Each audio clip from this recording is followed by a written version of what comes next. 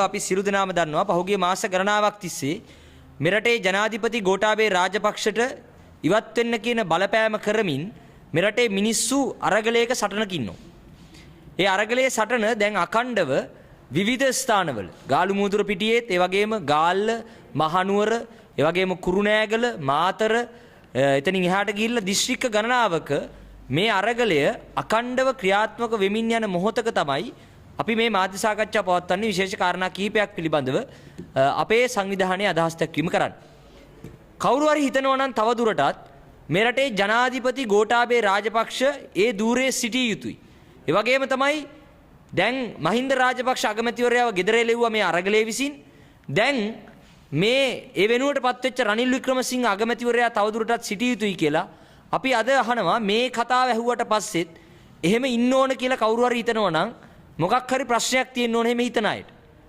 අපි මේ කියන්න යන්නේ කවුරු හරි එහෙම හිතන කෙනෙක් ඉන්නවා නම් මෙන්න මේ කාරණා ටික අද හොඳට අවධාරණය කරගෙන අඩුම තරමේ තේරුම් ගන්න, තව කරුණක් එකතු කරගන්න මේ ජනාධිපති ගෝඨාභය රාජපක්ෂ සහ අගමැති රනිල් වික්‍රමසිංහගේ ආණ්ඩුව වහාම ගෙදර යා යුතුයි කියන පණිවිඩය ගන්න කියන අවධාරණය කිරීම තමයි අපි අද දවසේදී කරන්නේ.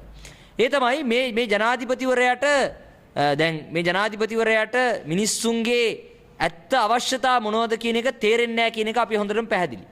ඒ වගේම තමයි ඔහු රකින්න ආර්ථිකය, ඔහු පරිස්සම් කරන්න හදන ආර්ථිකය කියලා කියන්නේ මිනිස්සුන්ගේ අවශ්‍යතා සම්පූර්ණ කළ හැකි ආර්ථිකයක් නෙවෙයි කියන එක අපිට බොහොම පැහැදිලි.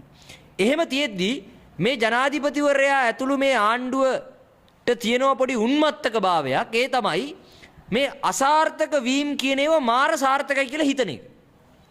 ඒ කියන්නේ Taman අසාර්ථක වෙන එක තමයි සාර්ථකභාවය කියලා හිතන එක තමයි මේගොල්ලන්ගේ උන්මත්තක භාවයේ තියෙන එක ලක්ෂණය. ඒකට එක හේතුවක් තමයි දැන් අපි දැක්කා මේ අගමැතිවරයා මහින්ද රාජපක්ෂ අගමැතිවරයාට ගෙදර යන්න සිද්ධ වුණා. මේ රටේ දේශපාලන ඉතිහාසයට කළු පැල්ලමක් එකතු කරමින් තමයි ඔහුගේ අගමැතිකමෙන් සමුගත්තේ. ඒක සමුගැනීමක් නෙවෙයි ඇත්තටම පැන්නීමක්. තමන්ගේ කාර්යාලයෙන් සහ තමන්ගේ අගමැති ධූරයෙන් පන්නන්න මේ අරගලේ සමත් වුණා. ඊට පස්සේ මේ රටේ ජනාධිපති ගෝඨාභය රාජපක්ෂ ඇතුළු මේ පොහොට්ටුවේ മന്ത്രിවරු සහාය දක්වපු අගමැති කවුද? රනිල් වික්‍රමසිංහ. දැන් රනිල් වික්‍රමසිංහ කියලා කියන්නේ අවුරුදු ගාණක් තිස්සේ අගමැති ධූරයේ දරපු ඒ කිසිම කාලයක රටේ සාමාන්‍ය ජනතාවගේ ප්‍රශ්න විසඳන්න අසමත් වෙච්ච නායකයෙක්. තමන්ගේ පක්ෂ නායකකම රැකගන්න බැරි වෙච්ච නායකයෙක්. තමන්ගේ පක්ෂ දෙකට වෙන එක නවත්ත ගන්න බැරි වෙච්ච නායකයෙක්. දැන් ඒ නායකයාට තමයි එච්චර අසාර්ථක වෙච්ච මිනිහෙකුට තමයි අගමැතිකම දුන්නේ. දැන් ඒ අගමැති ආපු දවසේ ඉඳලා මොනවද කරේ ඇවිල්ලා? ඒ අගමැතිවරයා අපි දන්න ටිකම ආපහු කියනවා. අපි කියන්නේ මේ අගමැතිදයි ජනාධිපතිදයි ගෙදර කොහේ හරි ගමක නගරයක මිනිස්සුන්ගේ ගෙවල් ගානේ ගේ ඉස්සරහට ගියා නම් ඒ ගෙදරට බඩු ගේන අම්මා තාත්තා කියනවා මේ අර්බුදේ මීට වඩා හොඳට මේ තෙල් ප්‍රශ්නේ මෙහෙම එන්න නියමිතයි කියලා මේ රටේ විද්වතුන් ගණනාවක් මීට කලින් අනතුරු ඇඟෙව්වා. ආර්ථික විශේෂඥයෝ අනතුරු ඇඟෙව්වා. මේ රටේ සටන් කරන බලවේග අනතුරු ඇඟෙව්වා. පොහොර ප්‍රශ්නේ වෙලාවේදී ඒ පොහොර සම්බන්ධයෙන් ගත්ත තීරණය එහෙම ගන්න එපා කියලා මේ රටේ ගොවියෝ පුන පුනා කිව්වා.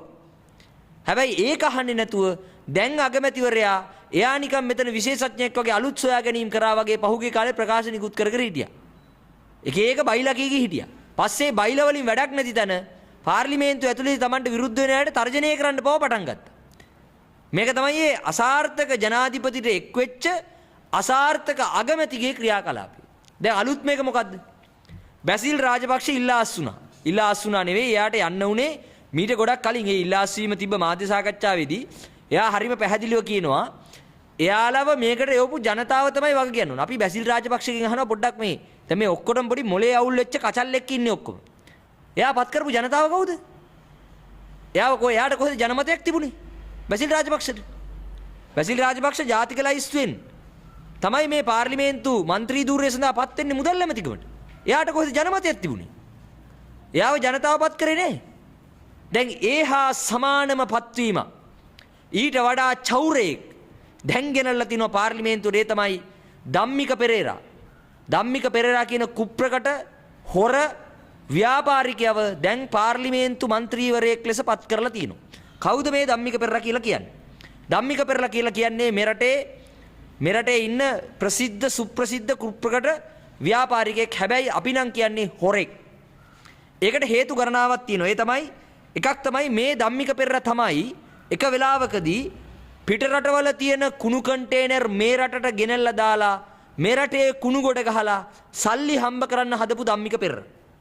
ඒ වගේම තමයි රතුපස්වලදී ධම්මික පෙරරගේ කම්පැනි එකකින් විස රසායනික ද්‍රව්‍ය එළියට දාලා තමයි ඒ ප්‍රදේශයේ වතුර විස උනේ. ඒ මරණ වලට වග කියන්න ඕන ධම්මික පෙරර තමයි අද පාර්ලිමේන්තු මන්ත්‍රී කෙනෙක් විදියට ඉන්නේ ආර්ථිකය ගොඩනගන්න ඇවිල්ලා.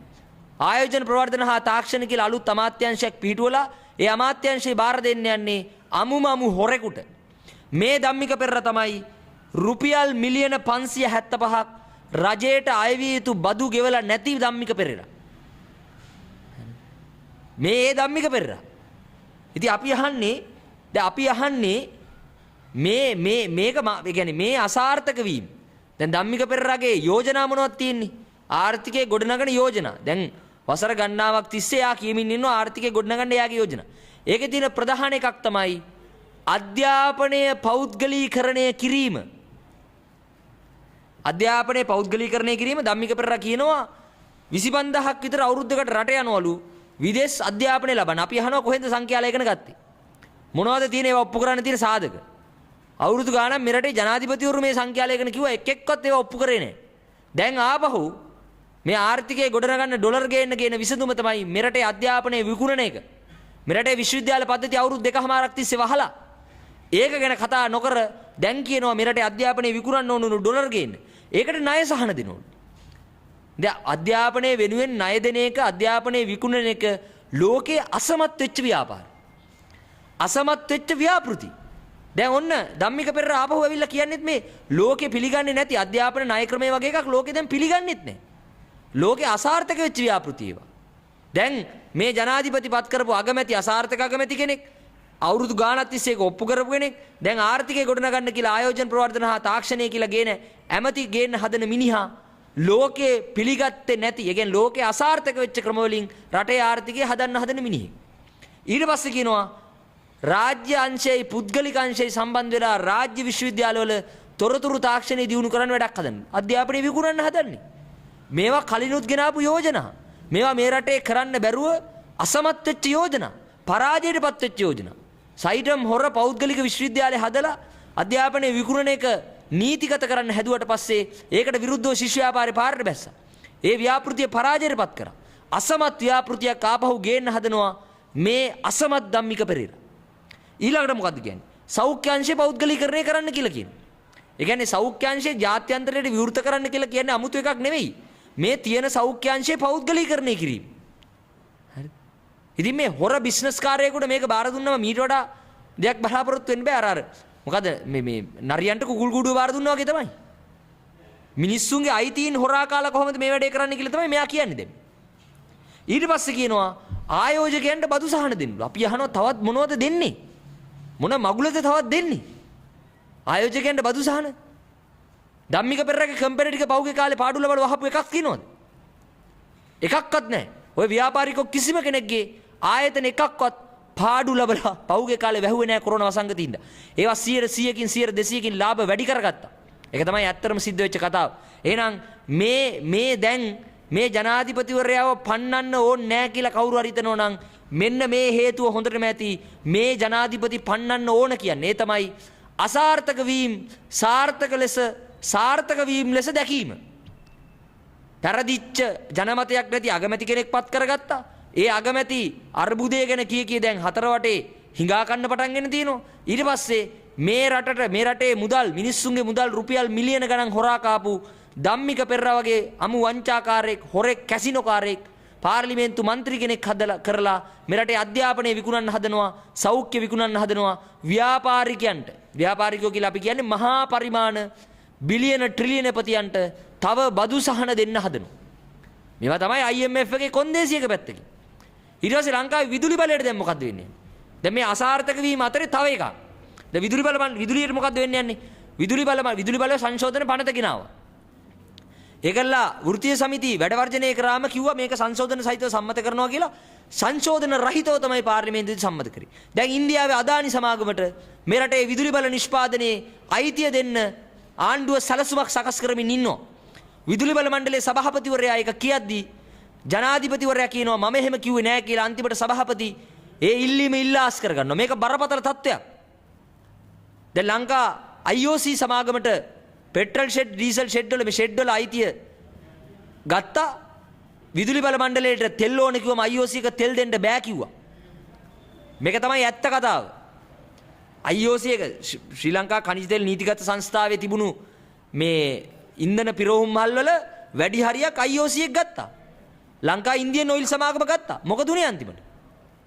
දැන් පුළුවන් ද අපිට ඉන්ධන නොදී ඉන්න එක ඉන්ධන වල මිල වැඩි කරන කිසි එකක් පාලනය කරන්න පුළුවන්? අපිට පාලනය කරන්න බෑ. LNG බලාගාරය ලංකාවේ ප්‍රබලම බලශක්ති ප්‍රභවය බවට පත් වෙන නියමිතව තිබුණු 2030 අවුරුද්ද වෙද්දී දෙවෙනි ප්‍රබලම බලශක්ති ප්‍රභවය බවට පත් වෙන නියමිතව තිබුණු LNG බලාගාරය ඇමරිකාවට වික්කා. ඒ කියන්නේ මේ අසාර්ථක වීම සාර්ථකයි ලෙස දකින ජනාධිපති දැන් LNG බලාගාරයේ අයිතිය තියෙන ඇමරිකාවට දැන් ලංකාවේ විදුලිය ලබා දීම සම්බන්ධ අයිතිය දෙන්න යනවා ඉන්දියාවේ අදානි සමාගමට. ඇමරිකාවයි ඉන්දියාවයි ඉන්නේ එක ආර්ථික උපාය මාර්ගයක. දැන් ඊළඟට ලංකා විදුලි බල මණ්ඩලය නෙවෙයි අපිට කරන්ට් එක තියනවද නැද්ද කියලා තීරණය කරන්නේ ලංකා විදුලි බල මණ්ඩලය නෙවෙයි. කවුද තීරණය කරන්නේ? එක පැත්තකින් ඇමරිකන් සමාගම තීරණය කරනවා අපිට කරන්ට් එක දෙනවද නැද්ද?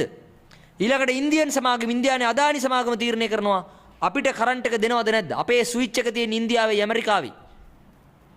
විදුලි බල මණ්ඩලය කියලා එකක් අපිට ඕනේ නැති වෙනවා මේ විදිහට ගියොත්. ඒක අසාර්ථක භාවයක් නෙවෙයිද? අපි අහන්නේ ඒක අසාර්ථක භාවයක් නෙවෙයිද? දැන් පුදුම වැඩේ කියන්නේ මේ ඔක්කොම දැන් ක්‍රමක්‍රමයෙන් පෙලින් පෙලින් සිද්ධ වෙමින් මෙද්දී අපි අහනවා මේ රටට ඩොලර් ගේන්න තිබුණු නැවුතෙල් ලංඝන ටික පවර ගන්න එක ගැන ධම්මික පෙරලා කතා කරන්නේ නැත්තේ ඇයි? හම්බන්තොට වරායේ නැවුතෙල් ලංඝනේ තියෙන චීනෙට, ත්‍රිකුණාමල වරායේ නැවුතෙල් ලංඝනේ තියෙන ඉන්දියාවට, කොළඹ වරායේ නැවුතෙල් ලංඝනේ තියෙන්නේ ජෝන් කීල්ස් එකට. මේවා තමයි ඩොලර් එන ක්‍රම. ඒවා ඔක්කොම පැත්තක තියලා දැන් අර ලෝකෙත් පිළිගන්නේ නැති ලෝකේ අසාර්ථක වෙච්ච උපක්‍රම ගණනාවක් යෝජනා කරනවා ලංකාවේ ආර්ථිකය හදන්න. දැන් මේ අපි අහනවා මේකද ජනාධිපති කිව්වේ අවුරුදු 2ක් ඉඳලා මට සාර්ථක වෙන්න බැරි වුණා. අනේ මං අසාර්ථක මිනිහෙක් විදිහට යන්න කැමති නෑ. මං යන්නේ සාර්ථක මිනිහෙක් විදිහට කියලා කිව්වේ මේවා කරලාද? දැන් මේ පාර්ලිමේන්තුව ගන්නකෝ. දැන් පාර්ලිමේන්තුව කියලා කියන්නේ ජනතාවගේ ඡන්දයෙන් තේරීපත් වෙන ජනතා නියෝජිතයින් ඉන්න තැන. ඒකට ජනතාවගෙන් ගන්න බදු මුදල් තමයි ඒකට වෙන් කරන්නේ. දැන් මොකද්ද වෙලා තියෙන්නේ මේකට දැන්? මේකේ ඉන්නවා මිනිස්සු ගෙදර යන්න කියන ජනාධිපති මේකේ ඉන්නවා.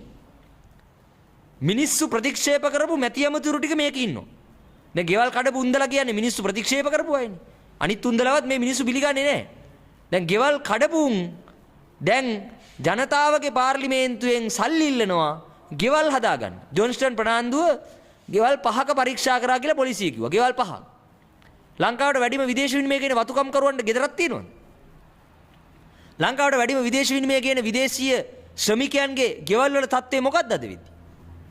ඒ ඔක්කොම තියෙද්දී රජයත් එක්ක එකට එකතු වෙලා බිස්නස් කරපු මිනිස්සුන්ගේ බදු සල්ලි රුපියල් මිලියන 575ක් ගෙවීම පැහැර හැරලා තියෙන ධම්මික පෙරේරාට පාර්ලිමේන්තුවේ අසුනක් හිමි වෙන්නේ කොහොමද?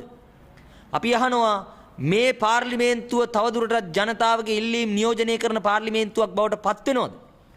මේ ව්‍යවස්ථාව තවදුරටත් ජනතාවගේ අභිලාෂයන් ඉෂ්ට කළ හැකි ව්‍යවස්ථාවක් නීතියක් බවට පත් වෙනවද කියලා අපි පුන පුනා අහනවා. ඒ නිසා අපිට කියන්න තියෙන්නේ මේ ජනාධිපති යවන්න ඕන කියන එකට කවුරු හරි හේතු හොයනවා නම් මෙන්න මේ හේතුවත් ඒගොල්ලට දාගන්න මේ හේතුවම ඇති.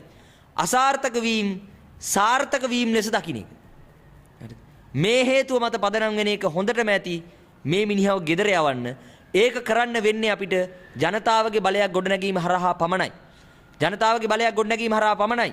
අපි දැක්කා ලංකාවේ ඉස්සරහට මේ ආර්ථිකය ගොඩනගන්න නම් පරිසරය අමු විනාශ කරන්න වෙන එක නවත්තන්න බෑ. ධම්මික පෙරේරා කියන්නේ පහුගිය කාලේ පරිසර විනාශයන් සම්බන්ධයෙන් වකිය යුතු ප්‍රධාන පුද්ගලෙක්. එහෙම මිනිහෙක් තමයි ජනතාවගේ පාර්ලිමේන්තුවේ ගෙනලා වාඩි කරන්න හදන්නේ. ඒ නිසා මේක තවදුරටත් ජනතාවගේ පාර්ලිමේන්තුවක් නෙවෙයි. ඒ නිසා තමයි අපි යෝජනා කරන්නේ මේ රටේ සටන් කරන බලවේග වලට. දැන් මාස දෙකක් තිස්සේ ගෝල්ෆේස් අරගල භූමිය අරගලයක් ක්‍රියාත්මක වෙනවා. දවස් 50-60 සම්පූර්ණ වෙමින් යනවා අනිකුත් අරගල භූමින් වලට. ඊට කලින් ගොවියෝ අරගල පටන් ගත්තා, කාන්තාව අරගල පටන් ගත්තා, ශිෂ්‍යෝ අරගල පටන් ගත්තා. මේ සියලු දෙනා ගුරුවරු අරගල කරන්න පටන් ගත්තා. මේ සියලු දෙනා දැන් තීරණයකට එන්න ඕන. අපි තව දුරටත් මේ ජරා මජර නරුම අපිව නියෝජනය නොවන මේ පාර්ලිමේන්තුව වගේ ව්‍යුහයක් තියාගෙන යනවද? නැත්තම් මේ අරගලයේ විසින් අපිට දීපු පාඩම, මේ සටන විසින් අපිට දීපු පාඩම තමයි මේ සියල්ල පැත්තක දාලා Tamanගේ පක්ෂ මතවාද, Taman ඡන්දෙ දුන්නේ කාටද, ආගම මොකද්ද, ජාතිය මොකද්ද, ජාතිවාදේ ආගම්වාදේ මේ ඔක්කොම පැත්තක දාලා මිනිස්සු එකතු වෙන බලයක් ගොඩනගනවද කියන එක. ඒ නිසා අපි මේ රටේ තරුණ පරම්පරාවට විශේෂයෙන් මේ රටේ තරුණ පරම්පරාව මේ අරගලෙත් එක්ක ඉන්නවා, සටනත් එක්ක ඉන්නවා. මේ රටේ තරුණ පරම්පරාවට ආරාධනය කරනවා. ඔබේ අරගලයේ තිබුණේ අසාර්ථක වීම සාර්ථකයි ලෙස දකින උම්මත්තක පාලකයන්ට පාර කපන්නද? ඒ මිනිස්සුන්ව විධායක ජනාධිපති ක්‍රමේ වාඩි කරවන්න දාපහු. එහෙම නැත්නම් ඔබේ අපේ දරුවන්ට වඩා යහපත් සමාජයක් නිර්මාණය කරන එකද ඔබේ අරගලේ අභිලාෂය උනේ. එහෙනම් ඒ අභිලාෂය ඉෂ්ට කරගන්න තියෙන්නේ තවත් හොරු. දැන් හොරු අල්ලනවා කියලා ආපු ජනාධිපති හොරු පාර්ලිමේන්තුවට යවනවා. මහ බැංකුව හොරා පාර්ලිමේන්තුවේ. බදු මුදල් ගෙවපු නැති කුණු කන්ටේනර් පිටින් ගෙනාපු ධම්මික පෙරලා පාර්ලිමේන්තුවේ. ඒ ධම්මික පෙරලා දැන් මිනිස්සුන්ගේ සල්ලි තව හොරා කන ක්‍රම හදනවා. අධ්‍යාපනයේ සෞඛ්‍ය විකුණන්න හදනවා. ධනපතියන්ට අපි කියද්දි ධනපතියන්ට බදු ගහලා ජනතාවට බදු සහන දෙන්න කියද්දි මේ ධම්මික ඇවිල්ලා කියනවා ජනතාවට මේ ධන කුවේරයන්ට තව බදු සහන දෙන්න. ඒ නිසා අපි හිතනවා මේ කිසි කෙනෙක් ජනතා නියෝජිතයක් නෙවෙයි. ඔවුන් නියෝජනය කරන්නේ ඔවුන්ගේ පැලැන්තිය, ඔවුන්ගේ පන්තිය, ඔවුන්ගේ ව්‍යාපාර. ඒ නිසා අපිට තියෙන එකම එක පාරයි, ඒ පාර තමයි මේ අරගලේ පෙන්නපු පාර. ඒ නිසා අපි මේ තරුණ අරගල කරුවන්ට, සරණකාමීන්ට, අපේ සහෘදයන්ට ආරාධනය කරනවා. හෙට දවසේ තියෙන්නේ ඔබේ අතේ. ඔබ සංවිධානය වීම ඇතුලේ. ඔබ අරගල කිරීම ඇතුලේ. මේ තෙල් පෝලිං වල, ගෑස් පෝලිං වල, ඖෂධ පෝලිං වල, ආහාර පෝලිං වල, ඉස්සරහට එන්න නිමිත ආහාර පෝලිං වල මිනිස්සු ගහමරා ගන්න එක නවත්තන්න පුළුවන් වෙන්නේ අපි සංවිධානය වුණොත් විතරයි. දැන් වගා සංග්‍රාම ගැන කියනවා. ගෙවල් වල වවන්න කියනවා. අපි අහනවා කුකුල්ලුත් ගෙවල් වල හදන්නද? බිත්තර දම්මන්නද ගෙවල් වල? හරක් තියාගෙන ඉන්නද කිරිටික් ගන්න ගෙවල් වල? ඒ නිසා කරන්න පුළුවන් ප්‍රායෝගික විසඳුම තමයි අපි සියලු දෙනා එකතු වෙච්ච මේ උන්ගේ බලය තියෙන්නේ දියවන්නාවේ නම් ඒ දියවන්නාවෙන් එළියට බලය කියන සැලසුමකට අපි සියලු දෙනා ඒකරාශී වෙන එක. අන්නේ තවදුරටත් මේ හොරු වංචාකාරයන්ට සහතික ලියලා දෙන්නේ නැතුව මේ තොත්ත බබාලා නලවන්න අපිට වෙලාවක් නැහැ. මේ උන්මත්තකයෝ නලව ඉන්න වෙලාවක් නැහැ. ගෝඨා රනිල් ඇතුළු මේ ආණ්ඩුව වහාම ගෙදර යාම තමයි මේකට උත්තරේ. එතනින් එහාට පාර්ලිමේන්තුවෙන් එළියේ ජනතා බලයක් දියවන්නාවෙන් එළියේ ගොඩනැගීම තමයි උත්තරේ. ඒ වෙනුවෙන් පෙළ ගැහෙන්න කියන පණිවිඩය අපි ජනතාවට දෙනවා. ආණ්ඩුවට අපි කියනවා ජන අරගලයට ප්‍රතිචාරයේ මේකනම් අපි ලෑස්ති මේක ගමින් ගමට නගරයෙන් නගරයට හන්දියක් ගානේ අරන් යන්න. ඒවයින් හම්බෙච්ච ප්‍රතිඵල ගැන හොඳට මතක තියාගෙන ඉන්න. ඒවයි ප්‍රතිඵල තමයි මිරිහානේ ජනාධිපතිගේ ගේ ඉස්සරහට ආවේ. ඒවයි ප්‍රතිඵල තමයි මේ රට පුරා විරෝධතා ගොඩනැගීමට හේතුවක් වුණේ. ඒ වැඩේ ආයෙ කරගන්න ඕන නම් අපි ඒකට එදත් ලෑස්ති, අදත් ලෑස්ති, හෙටත් ලෑස්ති කියන පණිවිඩය අපි මේ හොර තක්කඩි මජර ආණ්ඩුවට ලබා දෙනවා.